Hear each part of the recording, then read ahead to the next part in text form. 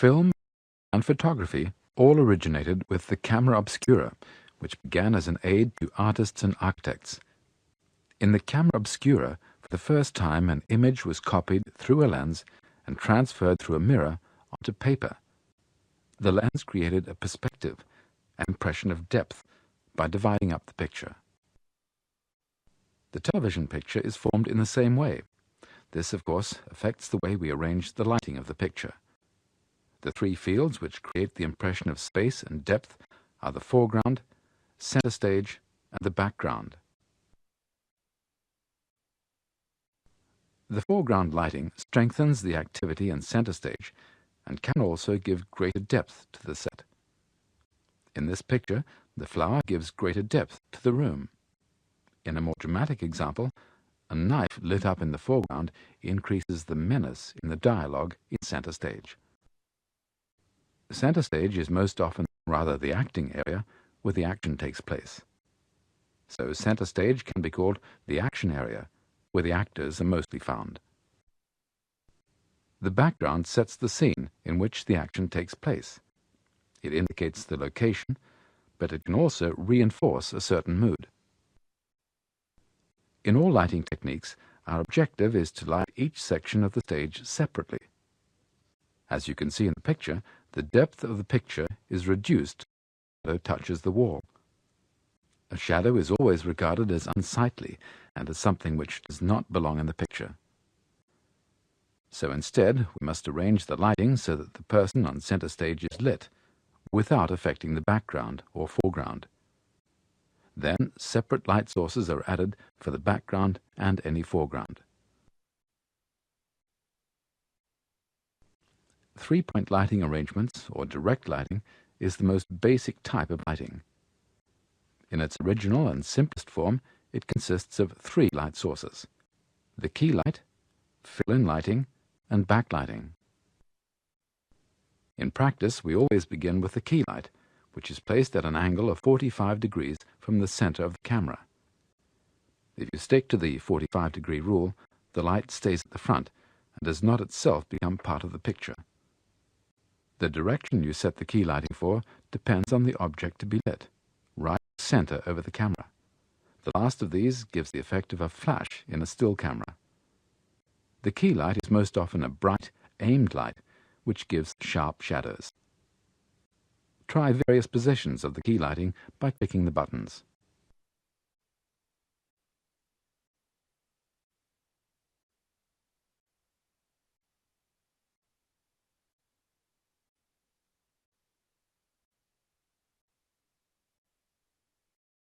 Centrally over the camera, or on the opposite side in relation to the key light, a soft light is fixed.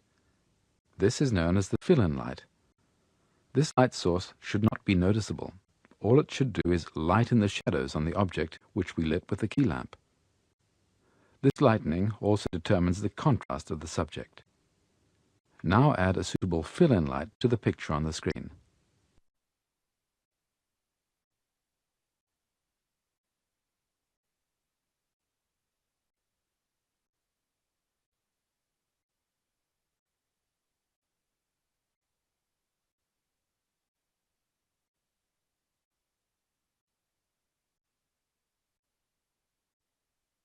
The backlight is positioned diagonally opposite the key light, aimed towards the camera.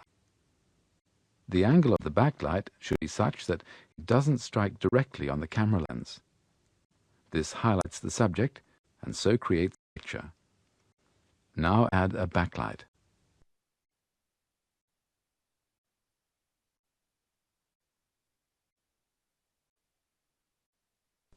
When the three-point lighting has been set for the center stage, the background and foreground recce has to be done. It's important to check that the lighting on center stage doesn't spill over, that is, unintentionally light the background. It's also important to prevent the object being lit casting shadows. Color can now be added to the background. Pictures can be projected and details added to the scene. The foreground lighting is built up in the same way as the other areas. It's also important here to avoid spilling onto the subject or the background. Now, light up the background and foreground.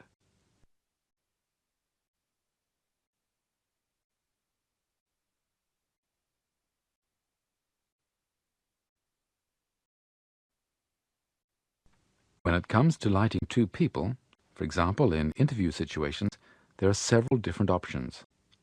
The commonest way is to let the key light fall from the same side as the camera onto the subject's faces. One key light for each of them. The fill-in lighting is common for both and is placed between the key lights. Each person is given his or her own backlighting.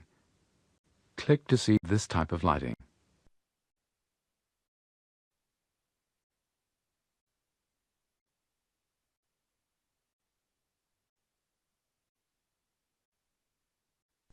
In sectional lighting, one individual's key light shines from the direction of the camera.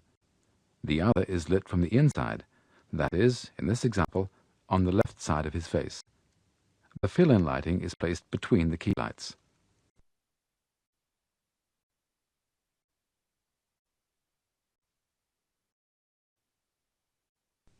Cross-lighting means that both key lights come from inside the arrangement.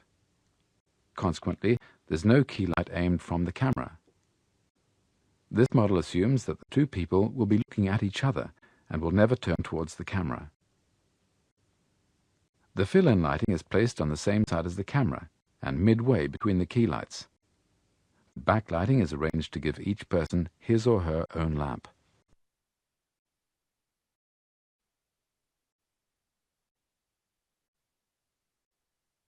Arranging lighting for setups, that is, when the actors move around the set, requires the lighting technician to divide up the set into several acting areas.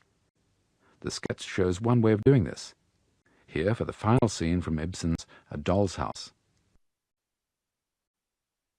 For each acting area, the lighting technician must decide on a direction from which the key lighting will come.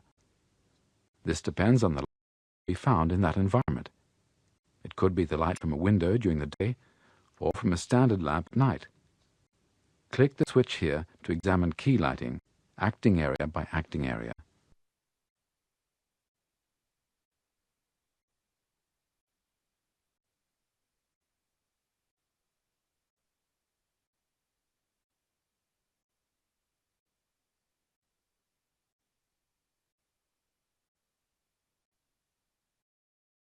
As you can see, both fill-in and backlighting are missing here.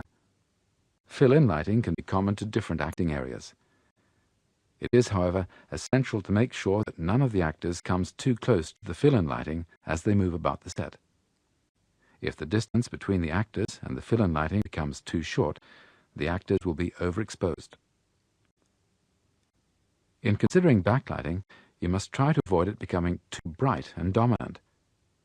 Backlighting mustn't upset the light environment built up through the key lighting and fill-in lighting.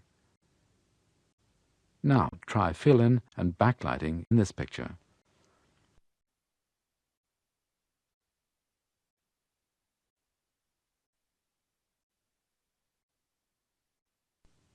We've now looked at the basic systems for lighting.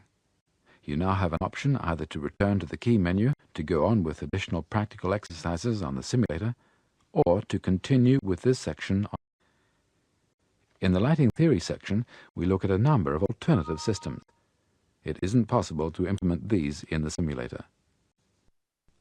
For more effective television production with several cameras, a 4-point lighting technique is sometimes used. This is particularly common for recording longer scenes, and so it's most frequently used in producing serials or soap operas. 4-point lighting involves rigging a lamp which fills the entire center stage. The whole of the action is ringed with light. 4-point lighting is used only in television and is unknown to most film cameramen. Soft lighting means that something which most closely resembles a fill-in light is used to give the main exposure. In this case, the key lighting comes from the direction of the logical lighting for the acting area. That is, from the window or light fitting which is visible in the picture. The scene is then filled with soft reflected light from the camera position. The most famous examples of this style is Fellini's 8½. He used huge reflective screens which gave a soft modulated light from the camera. Fantastic backlit pictures were the result. Ambient light means that the whole picture is lit with a blue light, indirect or softened. The intensity of the blue light is relatively weak, often 2 or 3 stops underexposed. Then a soft white light, which covers the whole area, is added, positioned a little lower. Finally, a named key light is added to indicate the lighting angle and to make sure the lighting is appropriate.